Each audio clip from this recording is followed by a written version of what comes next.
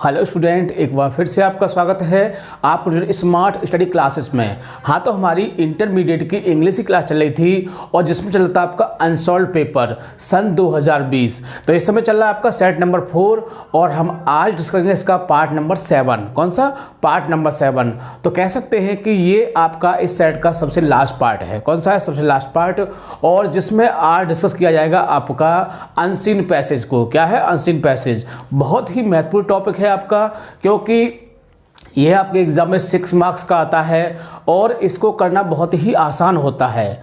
ये एक ऐसा टॉपिक है यानी कि इसको हमें कहीं से आंसर नहीं ढूंढना है, कोई उत्तर नहीं याद करना है, कुछ भी याद नहीं करना है, सिर्फ कुछ बातों को ध्यान में रखना है जिसके बेस पर आप बहुत ही अच्छी तरह से अनसीन पैसेज को कर सकते हैं। बिल्कुल भी आपको दिक्कत नहीं होगी। तो सबसे मुख्य बात क्या है कि जो क्वेश्चन है, जो पहले 2 क्वेश्चन होते हैं उनको करना बड़ा ही आसान होता है, क्योंकि जो पहले 2 क्वेश्चन होते हैं उनका टॉपिक जो होता है वो अनसीन पैसेज में बहुत ही आसानी से मिल जाता है। वैसे तो इसकी आपको थोड़ी थोड़ी हिंदी आनी चाहिए, लेकिन हम आपको बता देते हैं कि यदि आपको हिंदी भी नहीं आती है तो आप इसको पहचान के बेस पर भी कर सकते हैं बहुत ही आसानी से। यानी कि इसका जो मेथड होता है, वो तरीका होता है, जो क्या होता है कि कुछ तो आपको क्वेश्चन में से लेना है और कुछ आपको पैसेज में से लेना है। तो इस तरह से कुल मिलाकर इसमें 3 क्वेश्चन होते हैं और तीनों क्वेश्चन 2-2 नंबर के होते हैं। तो इस तरह से आपका ये 6 नंबर का क्वेश्चन आता है। जो लास्ट क्वेश्चन होता है उसके 2 पार्ट होते हैं और उन दोनों पार्टों को आप बहुत ही अच्छी तरह से कर सकते हैं यदि आपने पैसेज को बढ़िया तरह से समझ लिया। तो जो लास्ट क्वेश्चन होता है वो आपका टाइटल का होता है और उससे जो पहला होता है वो होता है आपका जो अंडरलाइन वाला पोर्शन होता है उसको एक्सप्लेन करना।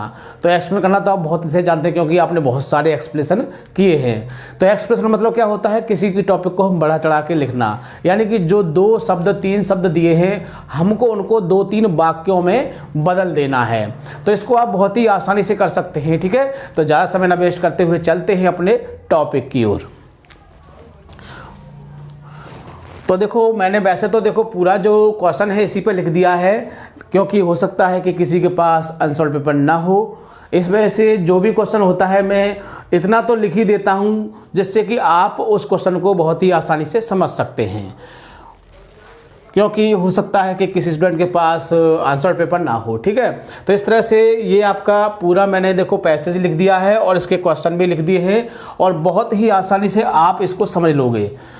तो मैंने आपको बताया था कि हमको सबसे पहले पैसेज नहीं पढ़ना है, हमें सबसे पहले क्वेश्चन पढ़ने हैं, क्योंकि यदि आप पहले क्वेश्चन पढ़ लोगे तो जैसे ही आप पैसेज पढ़ोगे, भले ही आपको उसकी हिंदी नहीं आती है, आप उस पैसेज को पढ़ोगे तो बहुत ही आसानी से आप उन क्वेश्चनों के आंसर ढूंढ सकते हैं। ठीक है, तो स्टार्ट करते हैं। हेलो स्टूडेंट्स, तो क्या आप 2021 में बोर्ड एग्जाम देने वाले हो? तो आपके लिए गुड न्यूज़ है, क्योंकि अनअकैडमी आपके लिए लेकर स्टूडेंट अनअकैडमी कॉम्बैट, चाहे आप 10th में हो या फिर 12th में हो स्टूडेंट, आप यहाँ पर फ्री ऑफ कॉस्ट रजिस्ट्रेशन कर टेस्ट दे सकते हो और अपनी रैंकिंग चेक कर सकते हो कि आपकी तैयारी कैसे चल रही है।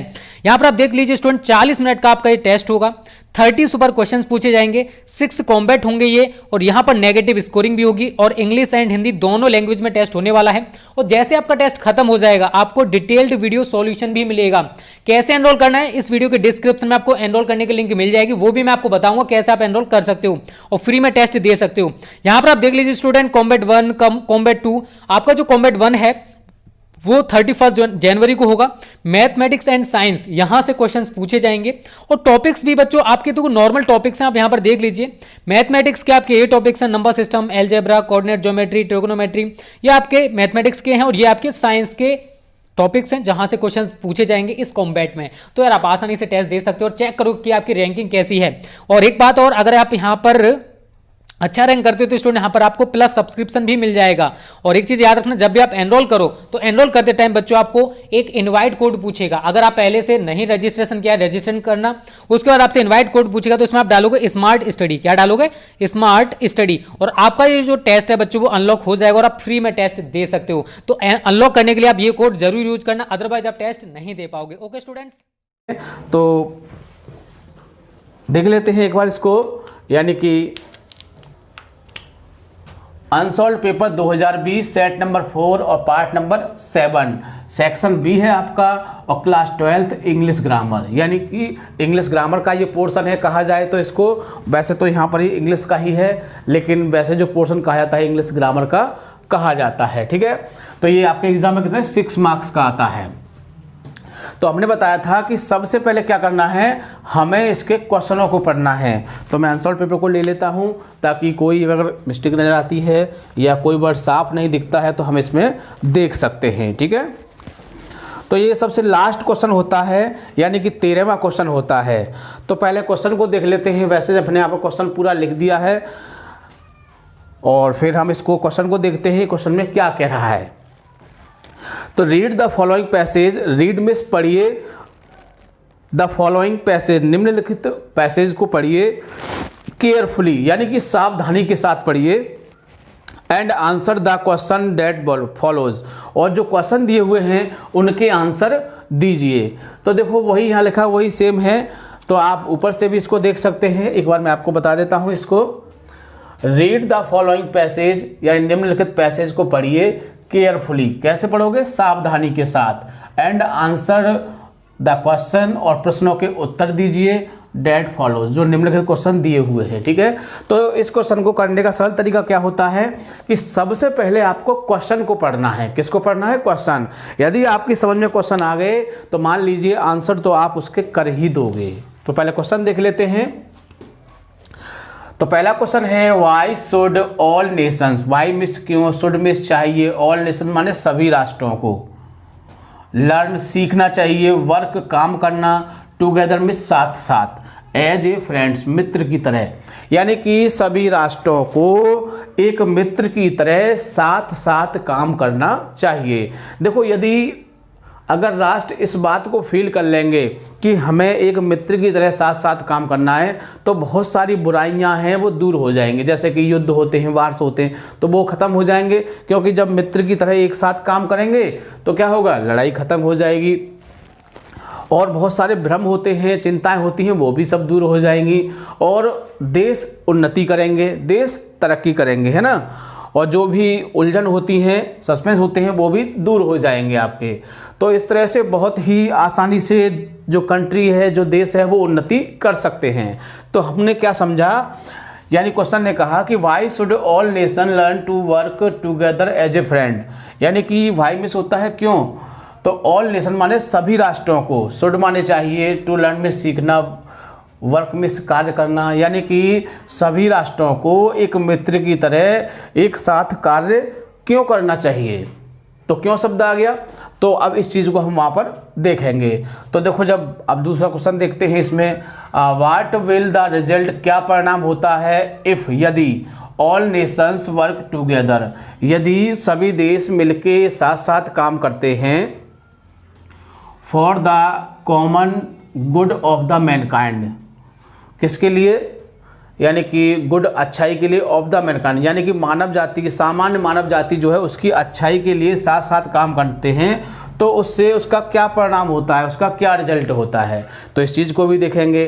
तो हमारे जो कॉमन वर्ड हैं पहले देख लेते हैं। जैसे ऑल नेशंस है, इसमें टुगेदर आ गया, एज ए फ्रेंड आ गया, इन शब्दों को हम फाइंड करेंगे। ऐसे इसमें देखो क्या आ गया, मैनकाइंड आ गया, आपका कॉमन शब्द आ गया।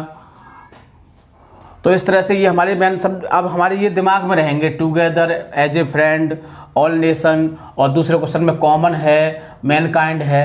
तो ये चीज़ हमारे दिमाग में रहेंगी कि यदि यहाँ पर ये क्वेश्चन में या हम जो पैसेज को पढ़ेंगे, अगर ये शब्द आते हैं तो हमें इन शब्दों को गहराई से देखना है, क्योंकि जो आपके क्वेश्चनों के आंसर हैं वो इन्हीं शब्दों के बेस पर मिलेंगे, ठीक है। यानी समझ गए होंगे। पहले क्या करना है कि कुछ मुख्य शब्दों को क्या करेंगे, हम इंडिकेट कर देंगे, चिन्हित कर देंगे उनको, ताकि हम जब वो पैसेज को पढ़ें तो सब कुछ हमें साफ साफ नज़र आ जाए, ठीक है। अगला क्वेश्चन देख लेते हैं। एक्सप्लेन द अंडरलाइन, एक्सप्लेन वर्णन कीजिए अंडरलाइन पोर्शन, जो पोर्शन अंडरलाइन हो रहा है इन द पैसेज, यानी पैसेज में। तो इसमें अंडरलाइन नहीं हो रहा है, मैं कर देता हूँ इसमें आपके अनसॉल्व में देख के, feel bound to support them. तो feel bound to support them,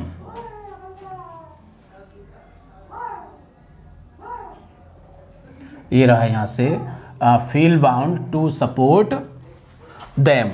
ठीक है, यहाँ तक हमने इसको क्या कर दिया। ये आपका जो अंडरलाइन पोर्शन है, जो तीसरा वाला क्वेश्चन का पहला पार्ट है इसका, give a suitable title of the above passage. जो ऊपर पैसेज दिया है उसका एक सूटेबल टाइटल बनाइए।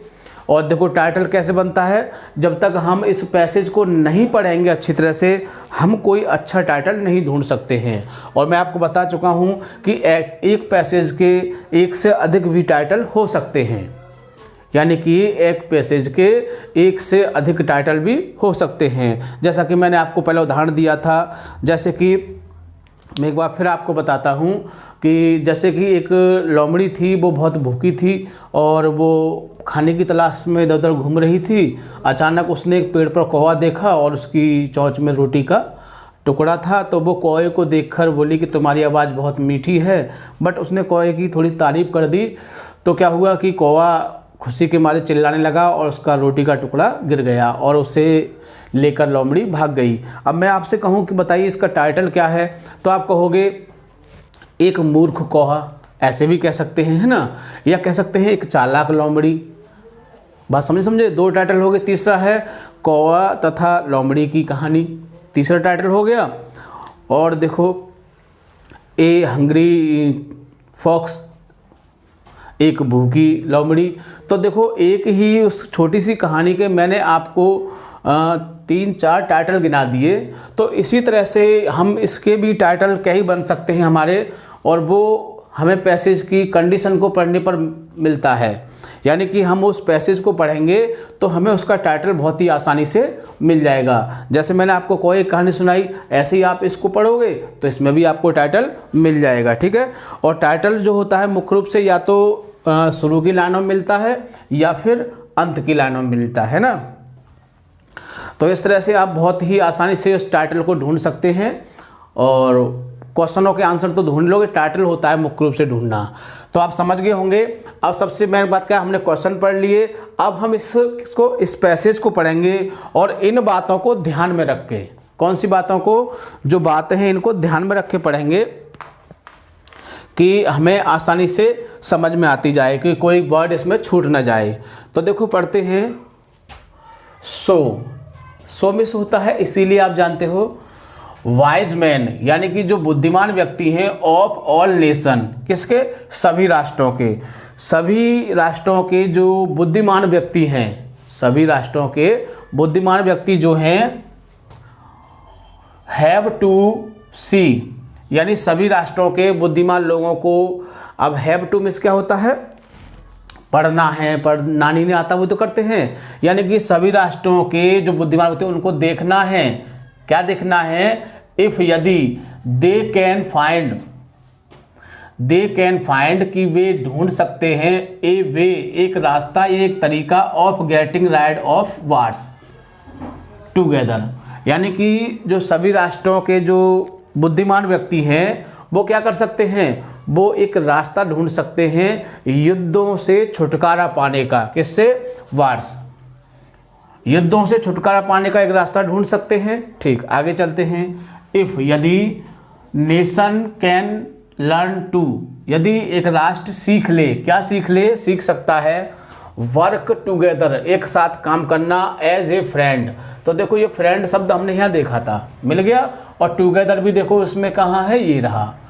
तो इसका मतलब आपको जो पहला क्वेश्चन का आंसर है वो आसानी से मिल सकता है। जब आपको पहले क्वेश्चन का आंसर मिल गया है तो आप उसे लिखना शुरू कर दो।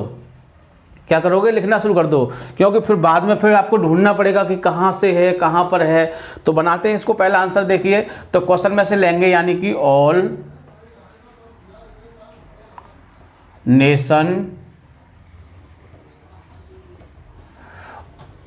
नेशंस शुड को ले लेंगे इधर, क्योंकि यदि आप क्वेश्चन में से आंसर बनाओगे तो बहुत ही अच्छा आंसर माना जाता है। इस बात को हम पहले बता चुके हैं आपको। हाँ, तो all nations should learn to work together as friends. Because अपनी तरफ से क्या लगाओगे, बिकॉज। अब हमने बिकॉज लगा लिया, ठीक है। अब क्या हुआ, यहाँ तक मिलेगा बिकॉज, क्योंकि सभी राष्ट्र को एक साथ मिलकर काम करना सीखना चाहिए मित्र की तरह, क्योंकि दे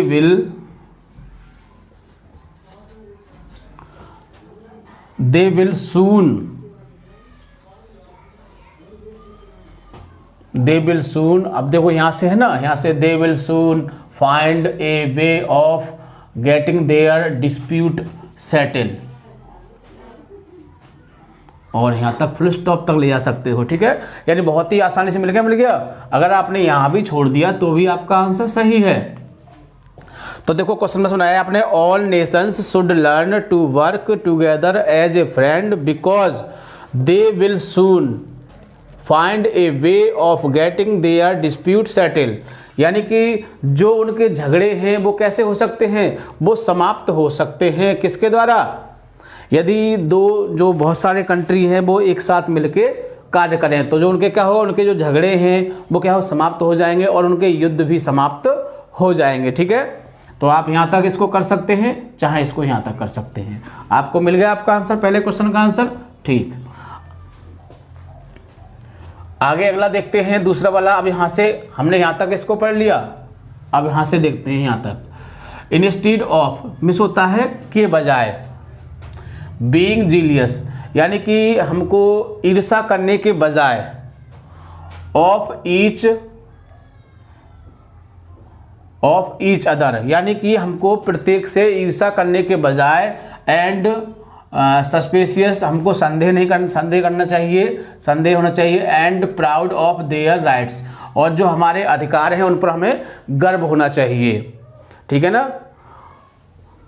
दे must learn to be friendly, they must यानी कि उन्हें चाहिए, क्या चाहिए, सीखना चाहिए, बी फ्रेंडली कैसे, मित्रवत रूप से सीखना चाहिए, रीजनेबल उचित रूप से सीखना चाहिए, एनेक्सियस चिंतित रूप से सीखना चाहिए, टू हेल्प ईच अदर एक दूसरे की सहायता करने के लिए, यानी कि एक दूसरे की सहायता करने के लिए उन्हें कैसे उचित और चिंतित तरीके से उनकी सहायता के बारे में सोचना चाहिए, ठीक है, एक दूसरे की सहायता के लिए।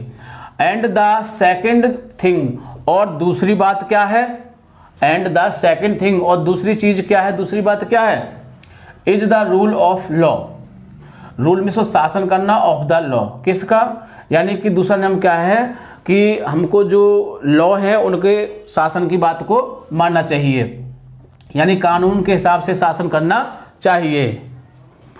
Just as the citizens of a country एक देश के नागरिकों को have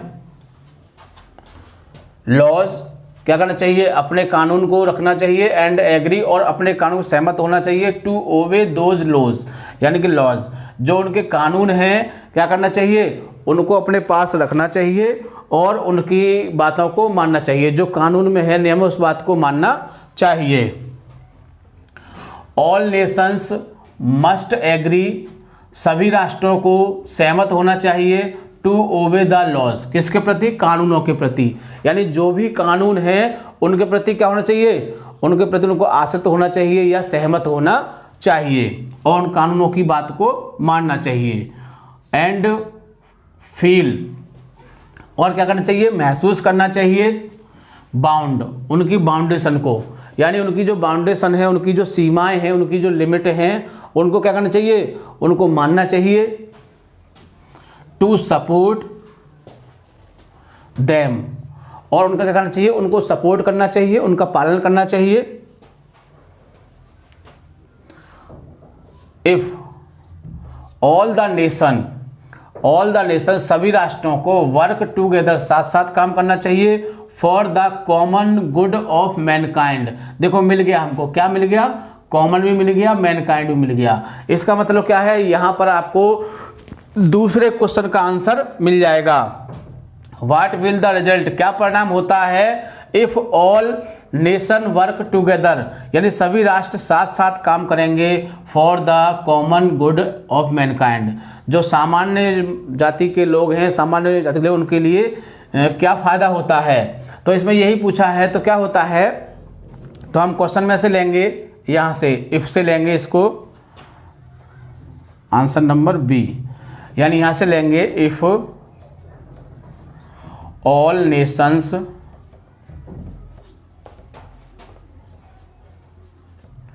work together for the common good of Mankind, यानी कि मानव जाति के, सामान्य लोगों के, जो मानव जाति की अच्छाई के लिए कार्य होते हैं, मैनकाइंड। अब यहाँ के बाद देखो, मैनकाइंड के बाद क्या है,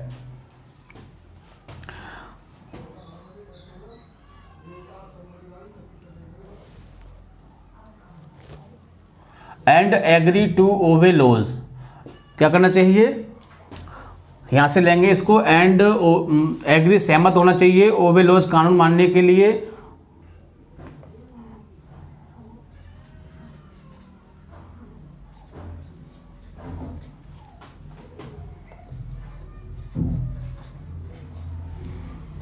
ओबे लॉज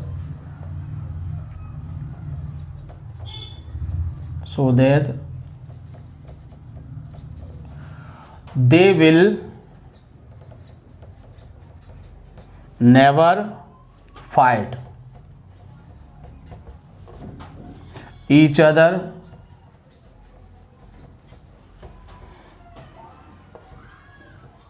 and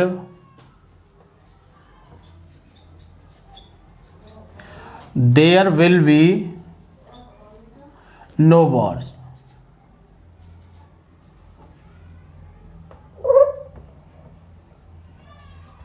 यानी कि ऐसा होगा तो क्या होगा, वे एक दूसरे से कभी नहीं लड़ेंगे और कभी युद्ध भी नहीं होगा। तो बहुत ही आसानी से देखो, दूसरे क्वेश्चन का भी आंसर मिल गया आपको। अब तीसरा वाला क्या है, एक्सप्लेन द अंडरलाइन। अब हमको आगे पढ़ो चाहे मत पढ़ो, हमको क्या देखना है, अंडरलाइन को, क्योंकि अब बाकी में पढ़ना क्या है, बेफिजूली है, क्योंकि हमें तो जल्दी जल्दी समय अपना आंसर करना है ना।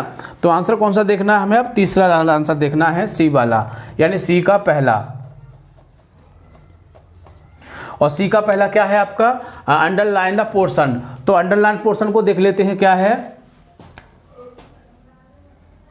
फील बाउंड, फील मिस महसूस करना, बाउंड मिस जो बाध्य होते हैं, to support them, to support them. अब देखो इसको क्या करना है हमें, अब इसको हमने समझ लिया, क्या कर लिया हमने, इसको समझ लिया। तो अब क्या करना है हमें, इसको एक्सप्लेन करना है। मतलब कि ये जो 2-3 शब्द हैं आपके, feel, bound, to support them, उसको क्या करना है, अब उसको हमें 2-3 वाक्यों के रूप में लिखना है। यानी कि कह सकते हैं,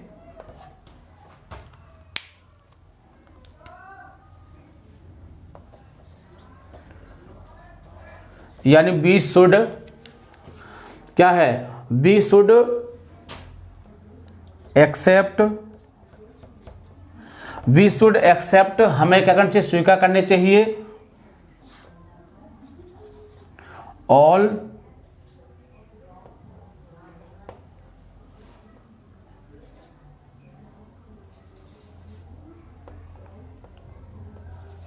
रूल्स, ला या फिर लॉ लगा सकते हो, laws.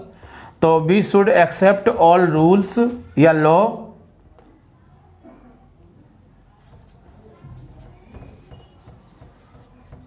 Rights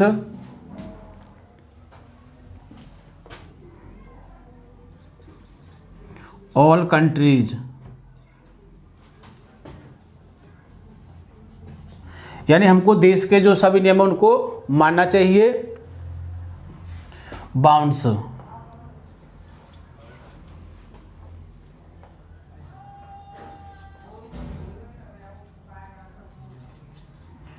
we should not stop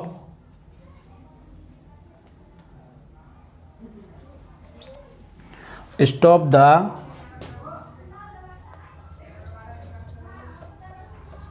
meeting यानी कि जो हमारी मीटिंग हो रही है उनको नहीं रोकना चाहिए, एंड और क्या करना चाहिए, और उनको सपोर्ट करना चाहिए, and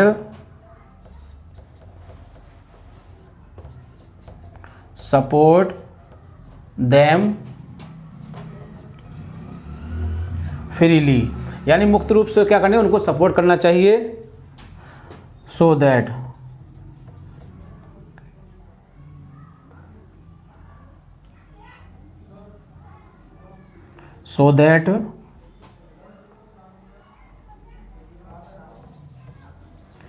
they live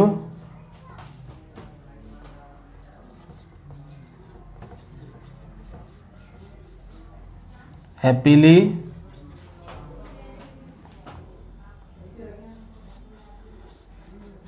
and work freely,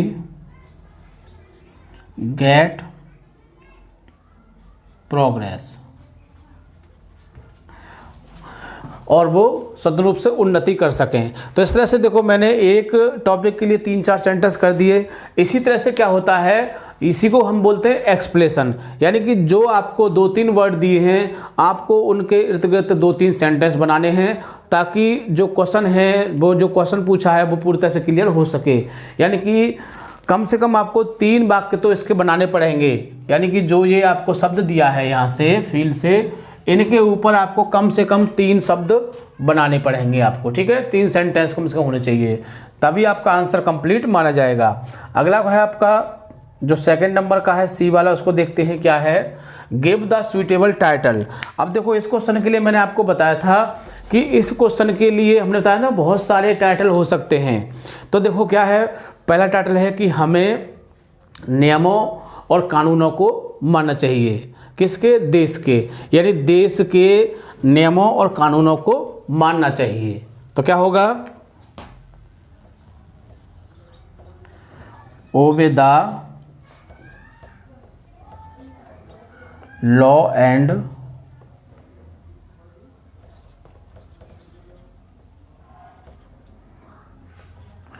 obey the law and rights of the nation,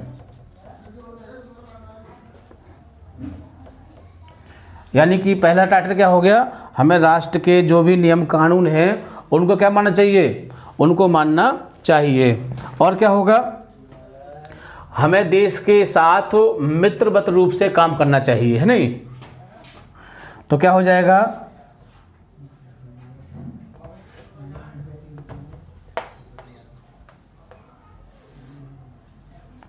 work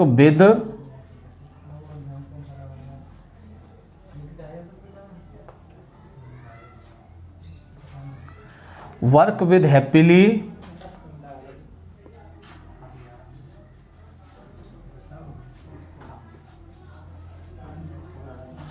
other country, work with happily other country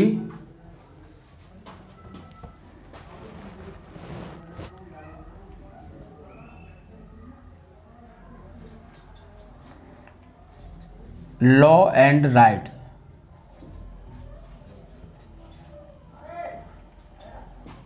ये हो गया, ठीक है।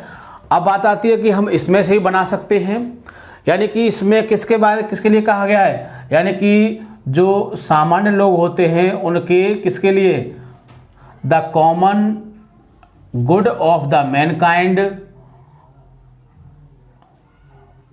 And agree to the laws.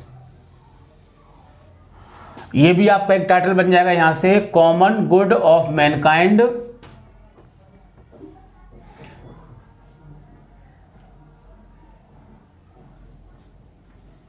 Work the nations. तो वो एक टाइटल आपका ये भी बन गया, ठीक है। इस तरह से एक से अधिक टाइटल बन सकते हैं, क्योंकि मैंने आपको ये बताया था कि हम जिस एंगल से पढ़ रहे हैं उसको हम अपने हिसाब से ही सोचेंगे उसमें, ठीक है ना। तो उसी हिसाब से आप बहुत ही आसानी से एक से अधिक भी टाइटल बन जाते हैं एक पैसेज के, क्योंकि ऐसा नहीं है कि हम उसको एक ही टॉपिक पर लेंगे। अरे उसको समझने का हमारा तरीका अलग अलग होता है, तुम अपने हिसाब से समझोगे और अपने हिसाब से समझेंगे, तो इस तरह से एक ही पैसेज के बहुत सारे टाइटल बन सकते हैं। ठीक है, जैसे कि मैंने आपको बताया था अभी जो मैंने आपको एक स्टोरी सुनाई थी क्रो एंड फॉक्स वाली, तो इस तरह से हम इसमें भी कई टाइटल बना सकते हैं। ठीक है, तो मैंने आपको बताया था कि टाइटल आपको या तो सबसे लास्ट में मिलेगा या फिर शुरू में मिलता है। तो इस तरह से बहुत ही आसानी से इस क्वेश्चन को हम कर सकते हैं और ये हमारा 6 मार्क्स का क्वेश्चन आता है। जितना हो सके इसको कम समय में करने की कोशिश करोगे तो सरल तरीका क्या है, पहले क्वेश्चन पढ़िए और फिर पैसेज को पढ़िए, ताकि जैसे ही आपको क्वेश्चन का टॉपिक उसमें मिले उसे आप टिक कर दें और उस आंसर को उसी समय लिखोगे। ऐसे नहीं कि टिक कर दिया बाद में लिखा जाए, हो सकता है कि आप उसको फिर भूल जाओ। ठीक है, क्योंकि जब आप उसको एट ए टाइम लिख दोगे तो बहुत ही अच्छा होगा और समय भी बच जाएगा।